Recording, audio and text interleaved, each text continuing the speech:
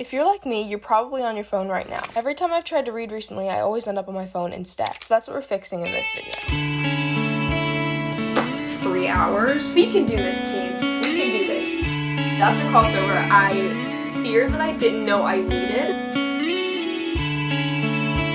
Like normally large font would just screw with my brain. Why did that song have The Royals Next Door? This one could be such a fun, cute time. The girls get it. I'm about to sit here and play my summer music. I also have a very ambitious TBR for this video. I have 6 books in total that I want to get through in this video. I'm pretty like 100% sure I'm not going to get through all of them, but I would like to, and these are the books that we're going to be picking from in this video. So let's go over this TBR real quick and then we'll pick our book for today. I'll have somewhere to sit these. Okay, first book is The Graham Effect by L. Kennedy. This is a very long book, so I kind of want to do this on a longer day, but definitely want to get through this one in this video because, I don't know, it's just been sitting on my TBR for like way too long now, and I'm just really intrigued by what this book is. I feel like it's kind of a crime that I haven't read this book yet. It's been sitting there for a long time. Next book is The Do-Over by Lynn Painter. I kind of really want to read this one today, if I'm being completely honest, because it's a short book and it's also a YA book, so I think I will be able to get through it like really fast. And I think like 4 hours is the perfect amount of time to finish this book, so. Next we have A Novel Love Story by Ashley Poston, and you guys know, hold on, I have to grab it real quick. Literally any excuse I can find to talk about The 7-Year Slip. I'm not going to talk too in depth about this book, but I did just read this book and I gave it like an infinite amount of stars out of 5. I loved this book so much. Now that I have A Novel Love Story, I think that this is like a very much top contender for what I want to read in this video. I know for sure it's going to be read in this video. I just don't know when. Then we have Twisted Love by Anna Huang. I don't know about this book, but I feel like everyone and their mother has read this book already in like 2022, 2023. I have not. Next one is Six of Crows by Leigh Bardugo. This is the only fantasy book that I have on this TBR just because it's summer. I don't really read fantasy books during the summertime. This one is on the TBR, but I don't know for sure if I'll be in the like mood for it. I just thought I'd put a fantasy up there. I love this book already just for this stuff. I love when books do this. Last but not least, we have Arch Enemies by Marissa Meyer. This book is the second book in the Renegade series. I think it's a trilogy. I gave the first book a 5 stars, and I've been reading this book ever so slightly. I'm on chapter 11, so obviously you guys know by now the choices are between A Novel Love Story and The Do-Over. I honestly don't know which one I want to pick. I think I want to read The Do-Over first, but trust, A Novel Love Story will be read in this video. I know that Ashley Poston's writing is a little bit more deep than Lynn Painter's. Ashley Poston, I know, is probably going to make me cry, and I don't think that I'm mentally prepared for that yet. So that will have to be later in the video. I think I'm going to be reading The Do-Over today. Without further ado, let's head over to the house and start The Do-Over, and obviously start our 4 hour and 54 minute long timer.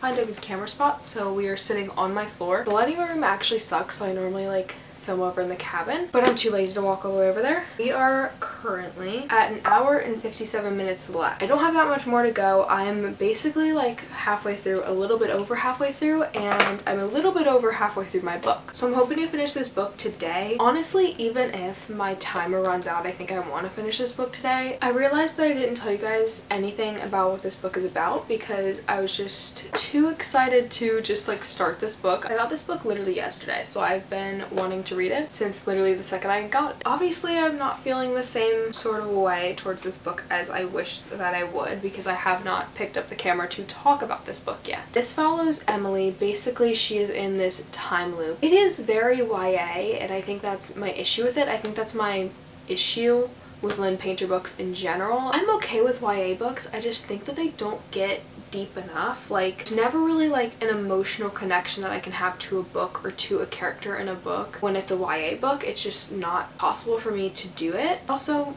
not the biggest fan of like time loop movies or time loop books, so not sure that this is even like the book for me. I don't know what else there is to say. This girl is just stuck in a time loop. Basically, there's like 3 main things that keep happening to her every single day, and it is Valentine's Day. But then her boyfriend ends up cheating on her that day, and then her dad ends up up basically telling her that him and his new wife and his new like 2 kids are going to move to Texas and like kind of leave her behind. Also, the third and like the most major thing that happens is she keeps like crashing her car into this guy Nick's car every morning. Obviously Nick is the love interest, but I don't know if I like him. Not the hugest fan of him, but I don't hate him either. I feel iffy about kind of both characters in this book. Okay, that's all I'm gonna say for now, but I don't know what I'm gonna rate this book. You'll just have to wait and see, and honestly I'll have to wait and see too, because normally I can like have a feel for what rating I'm gonna give a book. This time my mind is just blank. Don't know where it is. It's in another solar system right now. I'm really confused as to where my mind is right now, so I don't know what I'm going to rate this book, but I'm gonna continue reading it. Hopefully I can finish this. Let's go ahead and let's finish this book and also finish our timer for today.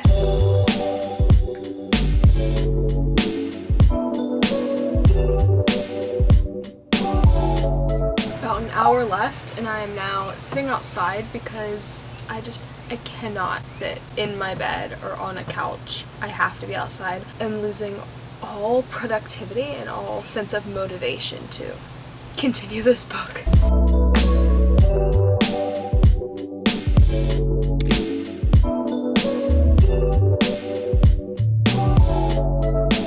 Hello everyone, we have 27 minutes left on my timer. I have paused it for literally like the 15th time. Like I just continuously keep pausing this timer. That's why this challenge, even like for the first day, is taking me so incredibly long. It's just because I keep pausing the timer because I just can't read for this long. It's so difficult for me. I can't believe I'm on my phone this much.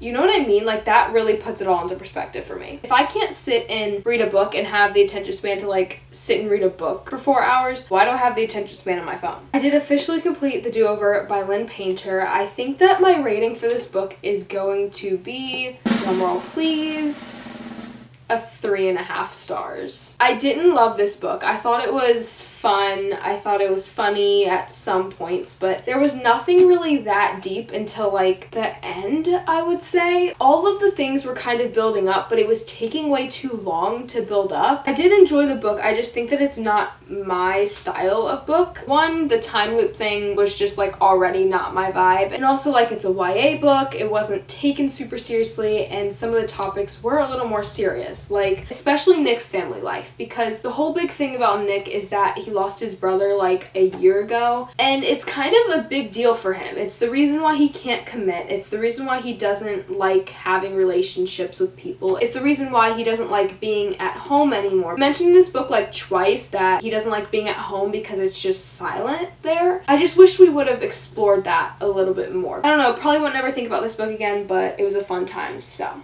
Okay, starting this off by saying if you see a single strand of my hair that is out of place or looks wonky, I don't want to hear it. I'm having a bad hair day and I can normally fight through it and be okay, but not today. So this is what it's looking like. Let's not ponder on that one. It's moving on. Let's check our screen time for today and see how long we have to read. I swear if it's like another 5-hour day, I might just lose it. I'm at my breaking point, to be completely honest, and I was already going to quit this video, but then I was like, I only did a day, and I just read for 5 hours yesterday, so if I quit the video, was the 5 hours worthless? So I decided no, we're not quitting this video. We will continue. We will prosper. I want to read today, but I don't want to read for long, if I'm being completely honest. We need to get to Tuesday of last week.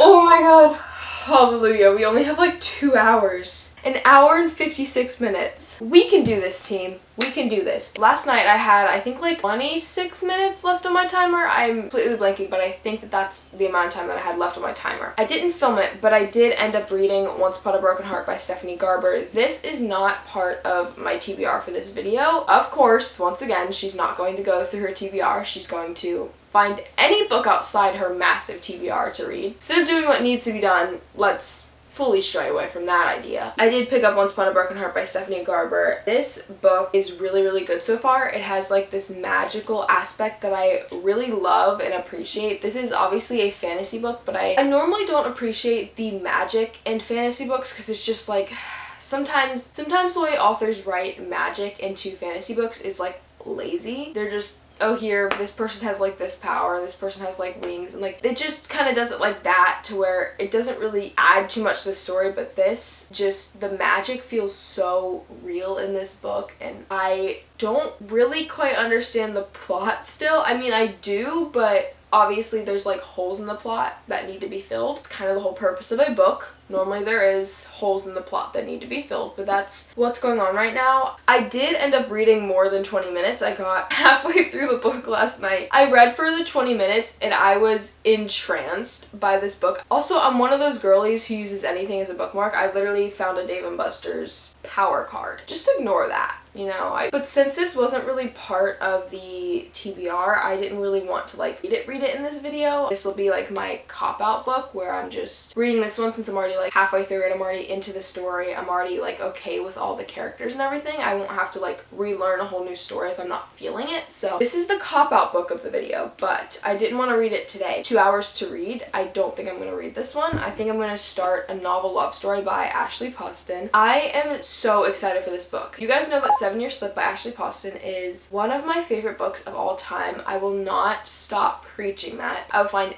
any excuse to bring up 7 Year Slip, but this is her newest release. All I know is that our main character somehow ends up, I think she ends up in the town that her favorite book series is based off of, and all of her like favorite book characters from that series are in the town. Who wouldn't want to be like living within their favorite books? Imagine thinking about how I could go into like the Dance of Thieves world and the ACOTAR world. Let me think of my other favorite books that I would love to be like within. Because like if I keep saying fantasy books, sorry, I can't. The second someone with wings flies by me, it's over. Imagine I was in like beach read world and I could talk to Gus in January.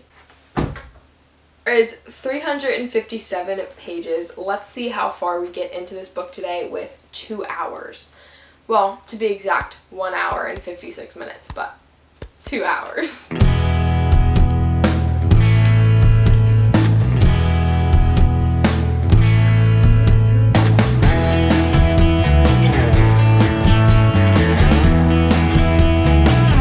First of all, I finally figured out what this book is like really truly about. So it's not just this girl stumbling upon her favorite book series like town and living in there with all the characters. She keeps basically like getting stuck in this town. Like first she needs a place to stay for the night, and then her car breaks down. Like things keep happening that are kind of forcing her to stay in this small town that all of her favorite books like occur in. She just came to the realization, and this is kind of the whole purpose of the book, I guess, is all of these people in this town just continuously keep repeating their lives over and over and over again. Every single day is the same for them. And she figures that's because the author had passed away and basically never told anyone what the plans were for the last book in the series. You know, it never had an epilogue, it never had the end. That's kind of the whole purpose of this book, I guess, is that she's gonna try to help them with that. But I'm realizing that this book already is not really hitting me the same way that 7 Year Slip did. I don't like comparing authors' books to another one of those authors' books. It just doesn't seem right to me, but it's just not giving the same like Ashley Poston writing that I really wanted and like I was expecting. I did take a picture of like 2 things, but it wasn't as like heavy hitting quotes as like the 7 Year Slip had. But also I kind of understand because I hate comparing, but I'm going to keep doing it. The 7 Year Slip dealt with grief, so I think that's why that one hit a little harder for me. This one doesn't really deal with any of like those heavier topics. This one is more so just like a cutesy, like fun read. The quotes that I've screenshotted so far are kind of just about books and reading. One quote that I did take a picture of says, "In the rain I could hear the flick of a page as we imagine moments and scenes and lives never lived, falling in love with the heroines of Happily Ever Afters. And we swore that when it was our turn to chase our happy endings, we'd do it together. But that was before all the heartbreak, all the broken promises, because life never panned out like a romance novel, no matter how well plotted and meticulously planned. As I turned off the lights in the loft and listened to the tiny taps of fingers on the windows, I wondered if there was a way back to before, when Happily Ever Afters felt real." Another quote I took a picture of doesn't really hit that hard, but I took a picture of it anyway. It said, "Mom said that everyone had them, when your world is upended and you can't seem to get your footing again. Except I never found my footing again, and I'd been stumbling ever since." Literally me. This quote's cute too. I need to take a picture of this. It says, sometimes a book can change your life. It's hard to explain that to someone who doesn't read or who has never felt their heart bend so strongly toward a story that it might just snap into. Some books are a comfort, some a reprieve, others a vacation, a lesson, a heartbreak. I'd met countless stories by the time I read a book that changed my life. At first it didn't really feel like anything special. It was a romance, one I had picked up at my local independent bookstore because it had a fun cover, and I liked small town stories, and I'd been in my hardest year of undergrad. The world felt gray, and just the sight of a book made my stomach turn from all the anxiety of late night essays and GPAs and scholarship funding. And the book was just sitting there. It was the copy on the shelf wedged between Bronte and Gabaldon on a single bookcase set aside for romances. The moment was so unamusing, so normal. Sometimes that's how it happens. Sometimes your favorite book just hits you out of the blue like a bolt of lightning. Let's see, I'm supposed to be done reading at 1:28. I don't think I want to stop the timer at all. I think I want to just like breeze through this hour and 25 minutes because it should be a quick like hour and 25 minutes. It said we're starting with Rachel Flowers, so Emily Henry Level. That might have just changed my life, just like that little bit, because sorry, my two favorite authors.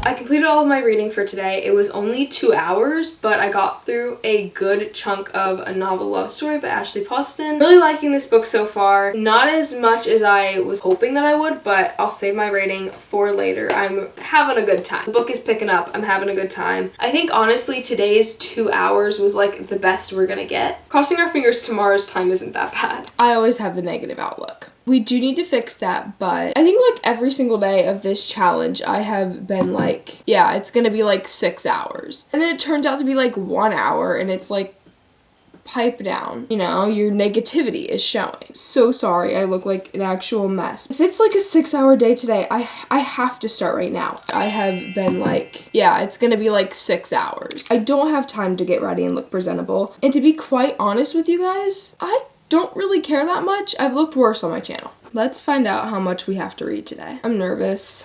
Okay, screen time. Okay, please don't be 6 hours.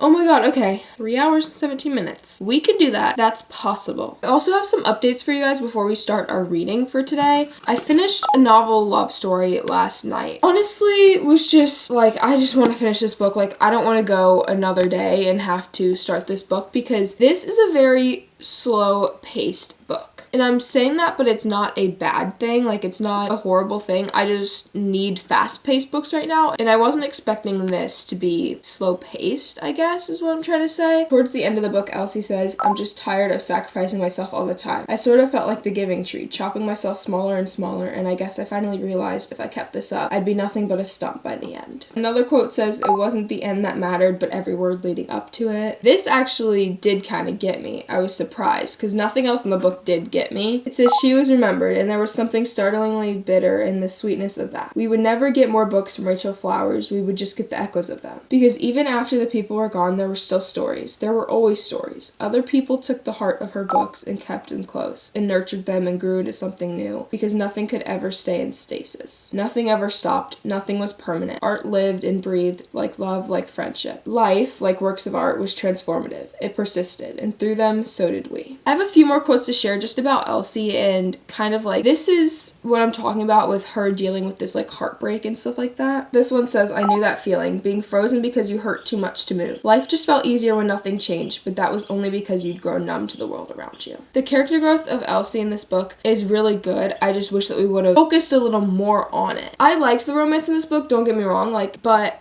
I honestly wish that like we would have taken more time on focusing on Elsie as a singular individual instead of automatically like saying, hey, her fiance broke up with her, then giving her all this like hurt and sadness and like heartbreak, and then throwing her basically to another person. Almost wish she didn't have a love interest. This one says, I studied that half-forgotten smile. It was bittersweet. Heartsick. You miss her. And he would never stop missing her because that was what loss was in the end. Breaking off a piece of yourself that you never get back. There were people who tried to fill that hole with work, and there were people like me who tried to fill it with stories. People filled it with whatever could fit. Last quote I'm going to read, it says, "There was something endearing about that, the way he was so meticulous and caring. Every detail seen, every corner known. It was so foreign to me because I could barely recall the color of my desk in my office or the color of the pen I used to mark essays. My head was full of useless things, the books I read, characters' favorite colors, lines that felt lyrical and significant and slid off my tongue like honey. I could recall my favorite page in The Song of Achilles by Madeline Miller. I could remember my favorite rhyme in Percy Shelley's catalog, my favorite thoughtful mediation in any bell hook's text. They were things that were selfish and insular. I cared for words with a reverence I rarely shared with anyone. How could I share them anyway when words were imagined things?" I'm going to stop yapping about this book. I'm going to give this a 4 stars. I know that I was really hard on this book, but I still had such a fun time reading it, and comparing it to any other rom-com I have read, like, it's still one of the better rom-coms that I've read, so I'm going to give it a 4 stars. Hopefully I can fly through this book today. I'm going to read this one, but I'm also going to go back over to the house because sometimes it just gets too quiet over here in this cabin. I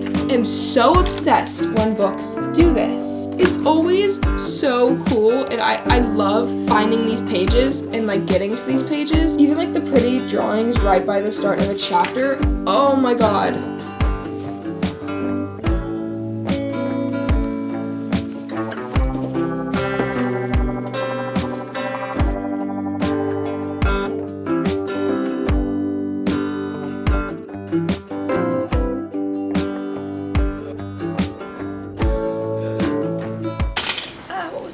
Oh, are you kidding me? I just bent down to pick up my AirPods and I bent my freaking book with my knee. How is my knee that strong? That's about to send me over the edge. Hello everyone, it is now, do you want to know what time it is? 10:27. To give you a little bit of insight into how my day went, I went on 2 runs today. So we all know I'm going through it. I have 1 hour and 37 minutes left, and I really want to finish for today. Like, I cannot drag this time onto tomorrow, and like, I also don't want to drag the time onto tomorrow because like, that's not the challenge. Like, that would mean that I failed the challenge. I am terrified of failure, and I will not accept failure. So we're gonna be reading for 1 hour and 30 minutes. I would be probably watching YouTube on my computer anyway, so why don't we just read? I did get that far through 6 Crows. I literally read a singular chapter, and then everything else was giving me anxiety in my life today. So me trying to learn a new world just wasn't really helping. It was just making me a little bit more anxious for some reason. It was just a lot for my puny little brain to handle today. But then I went on to Once Upon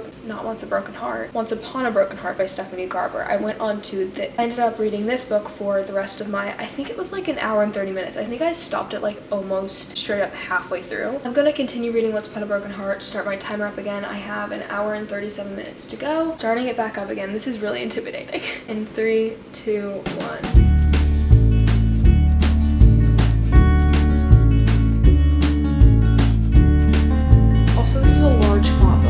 It makes me want to end it all, but also I don't think I hate it as much as I thought that I would. Like, normally large font would just screw with my brain.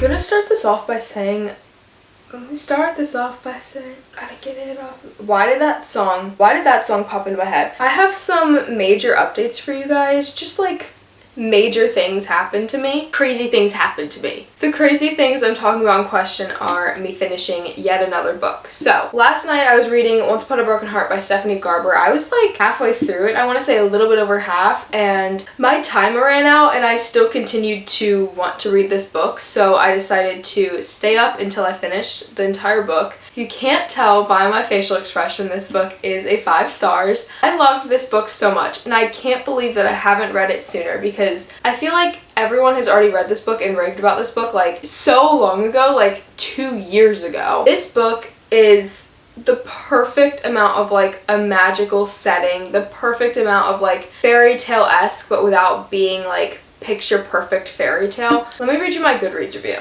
I did want to also mention I normally don't write like actual reviews about books on Goodreads. I normally just like save all my reviews for my YouTube channel and then just like do the rating on Goodreads. Last night I finished this book and I don't know what came over me because I went immediately to Goodreads right then and there the second I finished it. I had to go read other people's reviews on this book because I was like, I can't be the only one alone in this who loves this book this much. I said, yeah, I loved this. Something about the world, the characters, and the pacing of this book was just too good. This book was just purely magical magical and it felt like I was reading a fairy tale, but one without a picture-perfect ending in the best way possible. Getting the rest of this series the second I finished typing this. One of the quotes I took a picture of says, Evangeline had been living with the same guilt and fear for the secret she'd been keeping. If only she hadn't been so afraid to be honest, both of them could have been spared some pain. She told herself that she was acting out of love, but she wasn't. Not really. She wasn't making loving choices, she was making compromising choices because she wanted love. Blank. Sorry, I'm gonna like blank out the name just so you don't know who this is about. Blank wasn't her weakness, love was. Not even just love, but the idea of it. Everything from the beginning of the story kind of wrapped up nicely in the end, and like even though it did leave on a cliffhanger, I will say, wrapped up nicely at the same time. Like I feel like I have to read the second and third book, but I could also be happy with just reading this first one. Okay, anyways. I'm done talking about that book, okay? You guys are definitely crooked.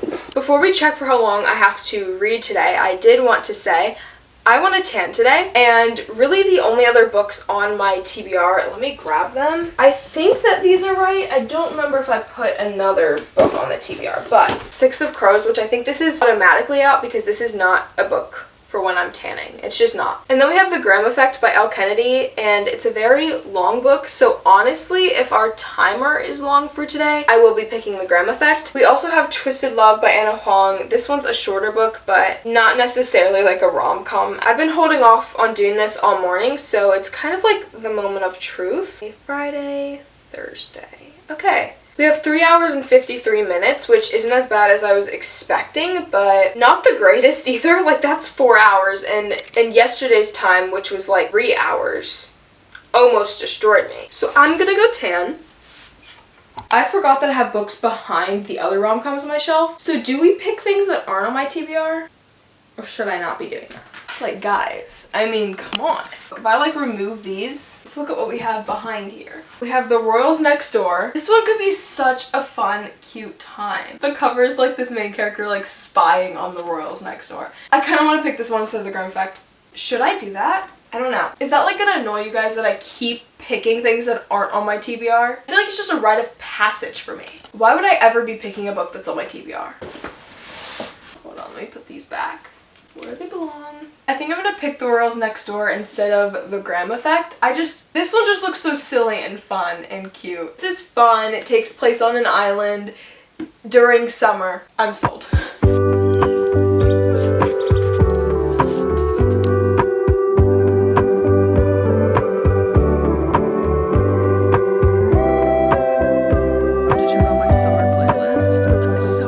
I'm feeling great. I just woke up and I'm already outside tanning, reading my book that I'm actually enjoying and soaking up the sun. I have my literal ice cold water. Nothing better than that. Oh my god, okay. The most random thing I've ever talked about on my channel, but it has that like ice that is like perfectly crunchy. The girls get it, okay? If you know, you know. I'm about to sit here and play my summer music. It literally does not get better than this. I will never peak this much.